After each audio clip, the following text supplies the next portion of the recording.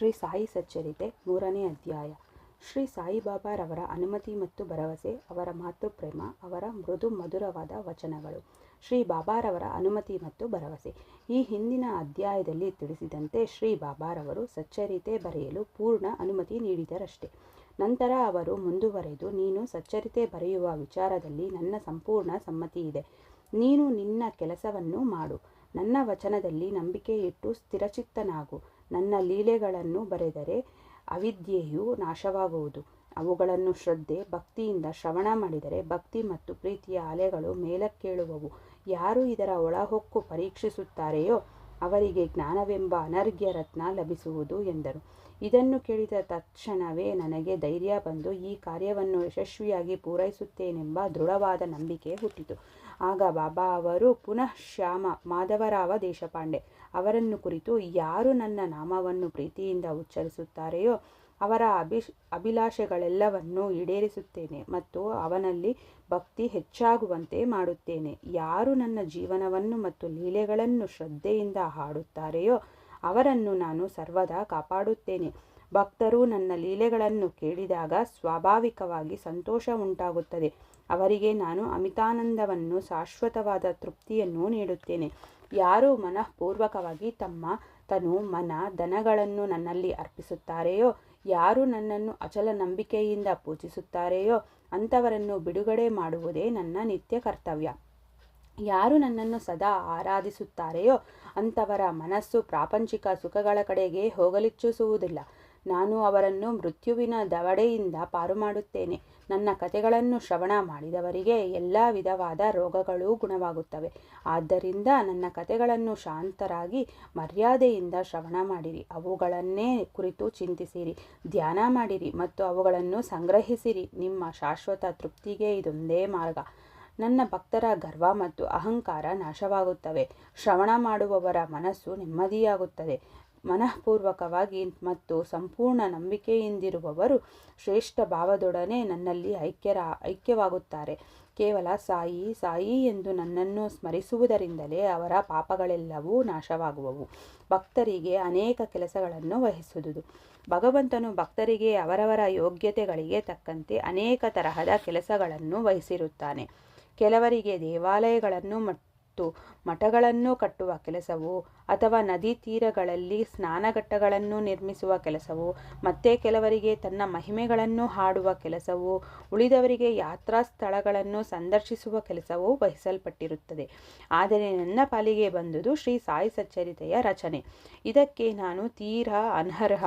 ಬಾಬಾರವರ ನೈಜ ಜೀವನವನ್ನು ಯಾರಿಂದ ವಿವರಿಸಲು ಸಾಧ್ಯ? ಅವರ ಅನುಗ್ರಹ ಬಲವೊಂದೇ ಈ ಕೆಲಸವನ್ನು ಯಶಸ್ವಿಯಾಗಿ ಮುಗಿಸಲು ಸಹಾಯವಾಗುವ ಸಾಧನ. ಆದುದರಿಂದ ನಾನು ನನ್ನ ಲೇಖನಿಯನ್ನು ಕೈಗೆ ತೆಗೆದುಕೊಂಡು ಮರುಕ್ಷಣದಲ್ಲಿಯೇ ಶ್ರೀ ಬಾಬಾರವರು ನನ್ನ ಅಹಂಭಾವವನ್ನು ನಿರ್ಮೂಲ ಮಾಡಿ ತಾವೇ ತಮ್ಮ ಕಥೆಗಳನ್ನು ರಚಿಸಲಾರಂಭಿಸಿದರು. ಈ ಕೆಲಸಕ್ಕೆ ದೊರೆಯಬೇಕಾದ ಸನ್ಮಾನ ಅವರಿಗೆ, ನನಗಲ್ಲ. ನಾನು ಜನ್ಮತಃ ಬ್ರಾಹ್ಮಣನಾಗಿದ್ದರೂ ಸಹ ಶ್ರುತಿ ಮತ್ತು ಸ್ಮೃತಿ ಎಂಬೆರಡು ದೃಷ್ಟಿಗಳಿರಲಿಲ್ಲ. ಆದುದರಿಂದ ಬಾಬಾರವರ ಸಚ್ಚರಿತೆ ರಚಿಸಲು ಅಶಕ್ತನೆಂದು ಭಾವಿಸಿದ್ದೆ. ದೇವರ ಅನುಗ್ರಹದಿಂದ ಮೂಕನೂ ಮಾತನಾಡುವಂತಾಗಬಹುದು, ಕುಂಟನೂ ಪರ್ವತವನ್ನು ದಾಟಲು ಶಕ್ತನಾಗಬಹುದು. ತನ್ನ ಇಚ್ಛಾನುಸರಣೆಯಂತೆ ಕೆಲಸ ಮಾಡಿಸಿಕೊಳ್ಳುವ ಶಕ್ತಿ ಆ ಪರಮಾತ್ಮನಿಗಲ್ಲದೆ ಬೇರ್ಯಾರಿಗೂ ಇಲ್ಲ. ಕೊಳಲಿಗಾಗಲಿ ಹಾರ್ಮೋನಿಯಂಗಾಗಲಿ ಶಬ್ದ ಹೇಗೆ ಉತ್ಪತ್ತಿಯಾಗುತ್ತದೆ ಎಂಬುದು ಗೊತ್ತಿರುವುದಿಲ್ಲ. ಅದನ್ನು ನುಡಿಸುವವನು ಮಾತ್ರ ಇದನ್ನು ಬಲ್ಲ. ಚಂದ್ರಕಾಂತಮಣಿ ಪ್ರಕಾಶಿಸುವುದು, ಸಮುದ್ರ ಉಕ್ಕುವುದು ತಮ್ಮ ಸ್ವಂತ ಶಕ್ತಿಯಿಂದಲ್ಲ, ಚಂದ್ರನ ಉದಯದಿಂದ ಮಾತ್ರ. ಬಾಬಾರವರ ಜ್ಞಾನಜ್ಯೋತಿ. ನಾವಿಕರಿಗೆ ದಾರಿ ಸುಗಮವಾಗಲೆಂದೇ ಸಮುದ್ರದ ಅನೇಕ ಕಡೆಗಳಲ್ಲಿ ದೀಪಗೃಹಗಳನ್ನು ನಿರ್ಮಿಸಿರುತ್ತಾರೆ. ಅಂತೆಯೇ ಈ ಭವಸಾಗರದಲ್ಲಿಯ ಸಂಚಾರವು ಸುಗಮವಾಗಲು ಸಾಯಿಬಾಬಾರವರ ಕಥೆಗಳು ನಮಗೆ ನಾವಿಕ ದೀಪಗೃಹಗಳ ಹಾಗೆ ಸಹಾಯವಾಗುತ್ತವೆ. ಸಂತರ ಚರಿತ್ರೆಗಳನ್ನು ನಾವು ಕಿವಿಯಾರೆ ಕೇಳಿದಾಗ ಅವು ನಮ್ಮ ಹೃದಯದ ಒಳಹೊಕ್ಕು, ನಾನು ನನ್ನದು ಎಂಬ ಭಾವನೆಗಳನ್ನು ಹೊರದೂಡುತ್ತವೆ. ಅವು ಹೃದಯದಲ್ಲಿ ಶೇಖರವಾದಾಗ ನಮ್ಮ ಮನಸ್ಸಿನಲ್ಲಿಯ ಸಂಶಯಗಳೆಲ್ಲವೂ ಆರಿಹೋಗುತ್ತವೆ. ಗರ್ವವೂ ಅಡಗುತ್ತದೆ, ಜ್ಞಾನ ಉಕ್ಕುತ್ತದೆ. ಕೃತಯುಗದಲ್ಲಿ ಶಮದಮನವೂ, ತ್ರೇತಾಯುಗದಲ್ಲಿ ತ್ಯಾಗವೂ, ದ್ವಾಪರದಲ್ಲಿ ದೇವರ ಪೂಜೆಯು ಜ್ಞಾನ ಮಾರ್ಗದ ಸಾಧನೆಗಳಾಗಿದ್ದವು. ಕಲಿಯುಗದಲ್ಲಿ ಜ್ಞಾನ ಮಾರ್ಗದ ಸಾಧನೆ ಯಾವುದೆಂದರೆ ಆ ಪರಮಾತ್ಮನ ನಾಮವನ್ನು ಮತ್ತು ಮಹಿಮೆಯನ್ನು ಭಕ್ತಿ, ಶ್ರದ್ಧೆ ಮತ್ತು ಆಸಕ್ತಿಗಳಿಂದ ಹಾಡುವುದೊಂದೇ. ಈ ಕೊನೆಯ ಸಾಧನವು ಚತುರ್ವರ್ಣದವರಿಂದಲೂ ಅಭ್ಯಾಸ ಮಾಡಲು ಸಾಧ್ಯವಾದುದಾಗಿದೆ. ಇತರ ಸಾಧನಗಳಾದ ಯೋಗ, ಯಾಗ, ಧ್ಯಾನ ಮತ್ತು ಧಾರಣ ಇವುಗಳ ಅಭ್ಯಾಸ ಬಹು ಕಷ್ಟತರವಾದುದು. ಆ ಪರಮಾತ್ಮನ ಲೀಲೆಗಳನ್ನು ಹಾಡುವುದು ಎಷ್ಟೋ ಸುಲಭ ಸಾಧ್ಯ. ಈ ಲೀಲೆಗಳನ್ನು ಹಾಡುವುದರಿಂದಲೂ ಮತ್ತು ಶ್ರವಣ ಮಾಡುವುದರಿಂದಲೂ ನಾವು ಸ್ವಾನುಭವವನ್ನು ಸುಲಭವಾಗಿ ಹೊಂದಬಹುದು. ಈ ಒಂದು ಗುರಿ ಧ್ಯೇಯ ಸಾಧನೆಗಾಗಿಯೇ ತಮ್ಮ ಕಥೆಗಳನ್ನು, ಸಚ್ಚರಿತೆಯನ್ನು ಬರೆಯಲು ಬಾಬಾ ನನಗೆ ನೆರವು ನೀಡಿದರು. ಈಗ ಭಕ್ತರು ಅವರ ಕಥೆಗಳನ್ನು ಪಠಿಸಲು ಸುಲಭವಾಗಿದೆ, ಶ್ರವಣ ಮಾಡಲು ಸಹ ಸುಲಭವಾಗಿದೆ.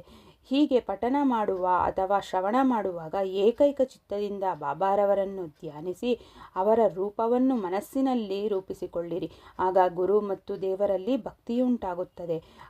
ಅಲಿಪ್ತತೆ ಉಂಟಾಗಿ ಭಕ್ತರು ಸ್ವಾನುಭಾವವನ್ನು ಹೊಂದಬಹುದು. ಸಾಯಿಬಾಬಾರವರ ಮಾತೃವಾತ್ಸಲ್ಯ. ಗೋವಿಗೆ ತನ್ನ ಕರುವಿನ ಮೇಲೆ ಎಷ್ಟು ಮಮತೆ ಇರುತ್ತೆಂಬುದು ಎಲ್ಲರಿಗೂ ವೇದ್ಯವಾದ ವಿಷಯ. ಅದರ ಕೆಚ್ಚಲು ಹಾಲಿನಿಂದ ತುಂಬಿರುವಾಗ ಕರುವು ತನ್ನ ತಲೆಯಿಂದ ಕೆಚ್ಚಲನ್ನು ಒತ್ತಿ ಮೊಲೆಗಳಿಗೆ ಬಾಯಿ ಇಟ್ಟಾಗ ಆ ಹಾಲು ಹೇಗೆ ಧಾರಾಕಾರವಾಗಿ ತನ್ನಷ್ಟಕ್ಕೆ ತಾನೇ ಬರುತ್ತದೆಯೋ ಅದೇ ರೀತಿ ಕಂದನಿಗೆ ಹಾಲು ಬೇಕಾದಾಗ ಮಾತೆಯಾದವಳು ಎಷ್ಟು ಪ್ರೀತಿ ಮತ್ತು ಆದರಗಳಿಂದ ಅದಕ್ಕೆ ಹಾಲು ನೀಡುತ್ತಾಳೆ. ಮಗುವಿನ ಉಡುಗೆ ತೊಡುಗೆಗಳಲ್ಲಿ ಅವಳಿಗೆಷ್ಟು ಆನಂದ. ಆದರೆ ಮಗುವಿಗೆ ಮಾತ್ರ ಅವುಗಳ ಕಡೆ ಗಮನವಿರುವುದಿಲ್ಲ. ಆದರೆ ಅವಳು ತನ್ನ ಮಗುವನ್ನು ಅಲಂಕಾರವಾಗಿ ಶೃಂಗರಿಸಿ ಕಣ್ತುಂಬ ನೋಡುವಳಲ್ಲವೇ? ಆಗ ಅವಳ ಆನಂದಕ್ಕೆ ಪಾರವಿರುತ್ತದೆಯೇ? ಮಾತೃಪ್ರೇಮವೆಂಬುದು ಅಗಾಧ, ವಿವರಣಾತೀತ. ಅದಕ್ಕೆ ಸರಿಸಮವಾದ ಪ್ರೀತಿ ಬೇರೊಂದಿಲ್ಲ. ಹಾಗೆಯೇ ಸದ್ಗುರುಗಳು ತಮ್ಮ ಶಿಷ್ಯವೃಂದಕ್ಕೆ ಅದೇ ತರಹದ ಮಾತೃವಾತ್ಸಲ್ಯವನ್ನು ತೋರುತ್ತಾರೆ.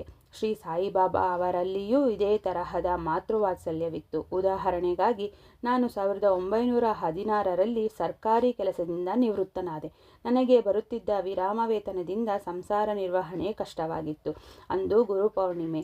ಆಷಾಢದ 15ನೇ ದಿನ ನಾನು ಭಕ್ತರೊಂದಿಗೆ ಶಿರಡಿಗೆ ಪ್ರಯಾಣ ಬೆಳೆಸಿದೆ. ಅಣ್ಣಾ ಸಾಹೇಬ ಚಿಂಚಣಿಕರವರಿಗೆ ನನ್ನ ಮೇಲೆ ದಯೆಯುಂಟಾಗಿ ತಾವಾಗಿಯೇ ಬಾಬಾರವರಲ್ಲಿಗೆ ಹೋಗಿ, ಇವನ ಮೇಲೆ ದಯೆ ಮಾಡಿ, ಇವನ ವಿರಾಮ ವೇತನ ಸಂಸಾರ ನಿರ್ವಹಣೆಗೆ ಸಾಲದು, ಸಂಸಾರ ವೃದ್ಧಿಯಾಗುತ್ತಿದೆ, ಬೇರೊಂದು ಉದ್ಯೋಗವನ್ನು ಕೊಡಿಸಿರಿ, ಇವನ ಚಿಂತೆಯನ್ನು ಬಿಡಿಸಿರಿ, ಸಂತೋಷಗೊಳಿಸಿರಿ ಎಂದರು. ಅದಕ್ಕೆ ಬಾಬಾರವರು, ಅವನಿಗೆ ಬೇರೊಂದು ಕೆಲಸ ಸಿಕ್ಕುತ್ತದೆ, ಅವನು ನನ್ನ ಸೇವೆ ಮಾಡುತ್ತಾ ಸಂತೋಷದಿಂದಿರಲಿ, ಅವನ ಮನೆಯಲ್ಲಿ ಉಡಲು ಉಣಲು ಏನೂ ಕೊರತೆ ಉಂಟಾಗುವುದಿಲ್ಲ, ನಾಸ್ತಿಕರು, ಅಧರ್ಮಿಗಳು ಮತ್ತು ದುಷ್ಟರಿಂದ ದೂರವಾಗಿರಲಿ, ಸರ್ವರಲ್ಲಿಯೂ ಸೌಜನ್ಯ ಮತ್ತು ಸವಿನಯದಿಂದ ವರ್ತಿಸಲಿ. ಇದನ್ನು ಮಾಡಿದ್ದಾದರೆ ಅವನಿಗೆ ಶಾಶ್ವತ ಸುಖ ಸಂತೋಷಗಳು ದೊರಕುವವು ಎಂದು ಉತ್ತರಿಸಿದರು. ರೋಹಿಲಾ. ಎತ್ತರವಾದ ದೃಢಕಾಯನಾದ ರೋಹಿಲಾ ಎಂಬವನು ಸಾಯಿಬಾಬಾರವರಿಂದ ಆಕರ್ಷಿಸಲ್ಪಟ್ಟು ಶಿರ್ಡಿಗೆ ಬಂದು ನೆಲೆಸಿದ್ದನು. ಅವನು ಪ್ರತಿದಿನವೂ ರಾತ್ರಿ ಕುರಾನ್ ಪವಿತ್ರ ಗ್ರಂಥವನ್ನು ಜೋರಾಗಿ ಕರ್ಕಶ ಧ್ವನಿಯಲ್ಲಿ ಹಾಡುತ್ತಿದ್ದನು ಮತ್ತು ಅಲ್ಲಾಹು ಅಕ್ಬರ್ ಎಂದು ಜೋರಾಗಿ ಕೂಗಿಕೊಳ್ಳುತ್ತಿದ್ದನು. ಶಿರ್ಡಿಯ ಜನರಿಗೆ ಹಗಲಲ್ಲಿ ಬೇಸತ್ತು ರಾತ್ರಿ ಮನೆಗೆ ಬಂದು ಕುಳಿತಾಗ ಇವನ ಕರ್ಕಶ ಧ್ವನಿಯಿಂದ ಬೇಜಾರಾಗುತ್ತಿತ್ತು. ಇದರಿಂದಾಗಿ ರಾತ್ರಿ ನಿದ್ದೆಗೂ ಅವಕಾಶವಿಲ್ಲದೆ ತೊಂದರೆಯಿಂದಿದ್ದರು. ಸ್ವಲ್ಪ ದಿನ ತಾಳ್ಮೆಯಿಂದಿದ್ದರು. ಒಂದು ದಿನ ತಾಳ್ಮೆ ಮೀರಿ ಬಾಬಾರವರ ಬಳಿಗೆ ಬಂದು ಈ ಉಪದ್ರವವನ್ನು ಹೇಗಾದರೂ ಮಾಡಿ ತಪ್ಪಿಸಿ ಎಂದು ಬೇಡಿಕೊಂಡರು. ಬಾಬಾರವರು ಆ ಮಾತಿಗೆ ಗಮನ ಕೊಡಲಿಲ್ಲ. ಅದಕ್ಕೆ ಬದಲಾಗಿ ಹಳ್ಳಿಯವರನ್ನೇ ತರಾಟೆಗೆ ತೆಗೆದುಕೊಂಡು, ನಿಮ್ಮ ಕಾರ್ಯ ನೀವು ಮಾಡಿ, ರೋಹಿಲಾನ ಗೊಡವೆ ಏಕೆ? ರೋಹಿಲಾಗೆ ಒಬ್ಬ ಕೆಟ್ಟ ಪತ್ನಿ ಇದ್ದಾಳೆ, ಆದುದರಿಂದ ಅವನು ಈ ರೀತಿ ಮಾಡುತ್ತಾನೆ. ದೇವರ ಸಂಕೀರ್ತನದಿಂದ ಅವಳು ಅವನ ಕಡೆಗೆ ಬರುವುದಿಲ್ಲ ಎಂದು ಹೇಳಿ ಕಳಿಸಿದರು. ನಿಜವಾಗಿಯೂ ರೋಹಿಲಾಗೆ ಪತ್ನಿಯೇ ಇರಲಿಲ್ಲ. ಬಾಬಾರವರು ಪ್ರಸ್ತಾಪಿಸಿದ ರೋಹಿಲಾನ ಪತ್ನಿ ದುರ್ಬುದ್ಧಿ, ಕೆಟ್ಟ ಯೋಚನೆಗಳು. ಬಾಬಾರವರಿಗೆ ದೇವರ ನಾಮ ಸಂಕೀರ್ತನವು ಪ್ರಿಯವೆನಿಸುವುದರಿಂದ ರೋಹಿಲಾನನ್ನು ರಕ್ಷಿಸಿದರು. ಬಾಬಾರವರ ಅಮೃತ ವಚನಗಳು. ಒಂದು ದಿನ ಶ್ರೀ ಬಾಬಾರವರು ಮಧ್ಯಾಹ್ನದ ಆರತಿ ಸಮಯದಲ್ಲಿ ಭಕ್ತರಿಗೆ ಈ ಕೆಳಗಿನ ಹಿತವಚನಗಳನ್ನು ನೀಡಿದರು. ನೀವು ಎಲ್ಲಿಯೇ ಇರಿ, ಏನೇ ಮಾಡುತ್ತೀರಿ, ನೀವು ಮಾಡುವ ಪ್ರತಿಯೊಂದು ಕೆಲಸವನ್ನು ನಾನು ಬಲ್ಲೆನೆಂಬುದನ್ನು ಜ್ಞಾಪಕದಲ್ಲಿಡಿ. ನಾನು ಸರ್ವರ ಹೃದಯದಲ್ಲಿಯೂ ಅಡಗಿರುತ್ತೇನೆ. ನಾನು ಪ್ರಪಂಚದಲ್ಲಿನ ಸಮಸ್ತ ಸಚರಾಚರಗಳನ್ನು ಆವರಿಸಿರುತ್ತೇನೆ. ನಾನೇ ಪ್ರಪಂಚದ ಸಮಸ್ತ ವಸ್ತುಗಳ ಮೂಲಸ್ಥಾನ, ತ್ರಿಗುಣಗಳ ಸಮ್ಮಿಲನ, ಸರ್ವ ವಸ್ತುಗಳ ಸೂತ್ರಧಾರಿ. ನಾನೇ ಸೃಷ್ಟಿಕರ್ತ, ರಕ್ಷಕ, ವಿನಾಶಕಾರ. ಯಾರು ತಮ್ಮ ಭಕ್ತಿಯನ್ನು ನನ್ನಲ್ಲಿಡುತ್ತಾರೆಯೋ ಅವರಿಗೆ ಯಾವುದರಿಂದಲೂ ತೊಂದರೆ ಉಂಟಾಗುವುದಿಲ್ಲ. ಯಾರು ನನ್ನನ್ನು ಮರೆಯುತ್ತಾರೆಯೋ ಅವರನ್ನು ಮಾಯೆ ಕವಿಯುತ್ತದೆ. ಸಣ್ಣ ಇರುವೆ, ಕಣ್ಣಿಗೆ ಕಾಣಿಸುವ ಸಚರಾಚರ ಪದಾರ್ಥಗಳು ಮತ್ತು ಸಕಲ ಜೀವರಾಶಿಗಳೆಲ್ಲವೂ ನನ್ನ ದೇಹ ಮತ್ತು ಸ್ವರೂಪ. ಇಂತಹ ಸೊಗಸಾದ ಮತ್ತು ಅಮೂಲ್ಯವಾದ ವಚನಗಳನ್ನು ಕೇಳಿದ ಕೂಡಲೇ ಗುರುವಿನ ಸೇವೆ ಮಾಡಲು ನಿರ್ಧರಿಸಿದೆ. ನನಗೆ ಬೇರೆ ಕೆಲಸ ಸಿಗುತ್ತದೆ ಎಂದು ಬಾಬಾರವರು ಹೇಳಿದ ಮಾತುಗಳು ನನ್ನ ಜ್ಞಾಪಕದಲ್ಲಿ ಮರುಕಳಿಸಿ ಅದು ಯಾವಾಗ ಈಡೇರುವುದೋ ಎಂದು ಯೋಚಿಸತೊಡಗಿದೆ. ಮುಂದೆ ಬಾಬಾರವರ ಮಾತುಗಳು ನಿಜವಾದವು. ನಾನು ಸರ್ಕಾರಿ ಕೆಲಸ ಮುಂದುವರೆಸಿದೆ. ನಂತರ ನನ್ನ ಜೀವನವನ್ನು ಬಾಬಾರವರ ಸೇವೆಗೆ ಮೀಸಲು ಮಾಡಿದೆ. ವಾಚಕರಲ್ಲಿ ಒಂದು ಭಿನ್ನಹ. ಜಾಡ್ಯತನ, ನಿದ್ದೆ, ಚಂಚಲತೆ ಇವೇ ಮೊದಲಾದ ಅನೇಕ ತರಹದ ಆತಂಕಗಳನ್ನು ದೂರ ಮಾಡಿರಿ. ನಿಶ್ಚಲ ಚಿತ್ತದಿಂದ ಶ್ರೀ ಸಾಯಿಬಾಬಾರವರ ಕಥೆಗಳ ಕಡೆಗೆ ಗಮನವಿಡಿ ಮತ್ತು ಭಕ್ತಿಯ ರಹಸ್ಯವನ್ನು ತಿಳಿಯಿರಿ. ಇದು ನಿಮ್ಮ ಪಾಪಗಳನ್ನು ತೊಲಗಿಸಿ ಮುಕ್ತಿಯನ್ನು ದೊರಕಿಸುತ್ತದೆ. ಬಾಬಾರವರು ಸರ್ವರ ಹೃದಯದಲ್ಲಿಯೂ ಸಿಂಹಾಸನಾಸೀನರಾಗಲಿ. ಮುಂದಿನ ಅಧ್ಯಾಯದಲ್ಲಿ ಶ್ರೀ ಬಾಬಾರವರು ಶಿರ್ಡಿಗೆ ಹೇಗೆ ಬಂದರು ಎಂಬುದರ ಬಗ್ಗೆ ಪ್ರಸ್ತಾಪ ಮಾಡುತ್ತೇನೆ. ಶ್ರೀ ಸಾಯಿ ಪ್ರಣಾಮ.